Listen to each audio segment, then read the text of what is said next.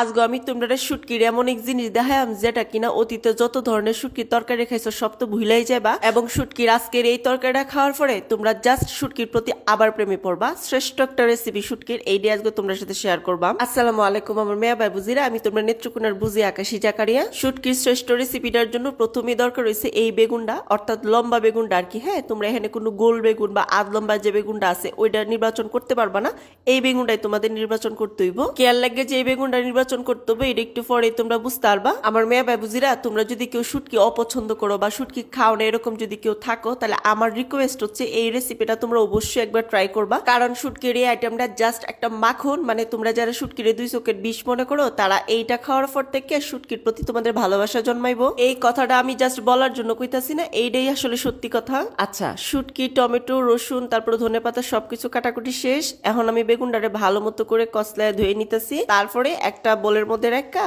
সামান্য একটু মরিচের গুঁড়া, হলুদের গুঁড়া ও লবণ দিয়া এটা সুন্দর করে আমি মাহায় নিতেছি। এইটা মাহায়া ভালো মতো করে কিন্তু এটা মেরিনেট করে নিতে হইব প্রায় অনেকক্ষণ। হ্যাঁ, তো এর ফাঁকে দেখো, এই যে দেখো আমি তোমরা শুটকিটা দেখায় নিতেছি। আমি যে শুটকিটা ব্যবহার করতেছি এটা আসলে লইট্টা মাছের শুটকি, তো আমি 4টা শুটকি ব্যবহার করতেছি। তোমরা মানে বেশি কম এটা তোমাদের ইচ্ছা, যতটুক ভাল লাগে টুক নিবা আর কি। তো আমি গরম পানি দিয়া প্রায় 15 মিনিটের মতো করে এই শুটকিটা ভিজায় রাখছি।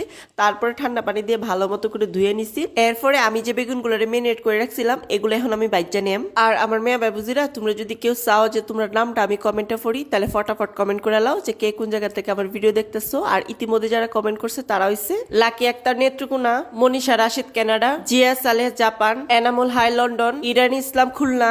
দেশ বিদেশ থেকে কমেন্ট করার জন্য সবারই ধন্যবাদ। তো আমার বেগুন বাজার প্রায় শেষ, এখন আমি অলা অ্যালবাম। আর এই কারণেই তোমরা কইছিলাম যে লম্বা বেগুনটা নির্বাচন করার লাগে, কারণ লম্বা বেগুনটা না ভিতর থেকে অনেক বেশি হার্ড থাকে, মানে শক্ত থাকে, সরাসরি এটা কিন্তু গলে যায় না। আচ্ছা, ওই প্যানের মধ্যে আমি পেঁয়াজ কুচি দিলাম, রসুন দিলাম আর কাঁচামরিচ দিয়া একটুখানি ডিমে ভাজা নিলাম সুন্দর মতো করে। তারপর যখন এটা সুন্দর করে ভাজা হয়ে যাবো, এর উপরে ছিড়াই দিলাম 1 চামচ মরিচের গুঁড়া, হলুদের গুঁড়া, ধনিয়ার গুঁড়া। হ্যাঁ, আর তোমরা যারা ধনিয়ার গুঁড়া খাও না স্কিপ করো, কোনো সমস্যা নাই। আর একটু পানি দিয়ে এখন আমি মশলাটা ভালো মতো করে ঢাইকা কষাই নিলাম। তারপর যখন এটা ভালো মতো করে কষানি হয়ে যাবো, এরপর উপর দিয়ে লবণ দিলাম। তারপরে ওই যে শুটকিগুলা দিয়ে দিলাম। শুটকি দেওয়ার পরে আবার এটা কিন্তু কষানি তুইব। আমার মেয়ে ভাই বুঝিরা, এইটা হচ্ছে কষানির খেলা, মানে যত বেশি মজা হইলে কষাই তারবা ততই কিন্তু শুটকিটা ভাল লাগবো।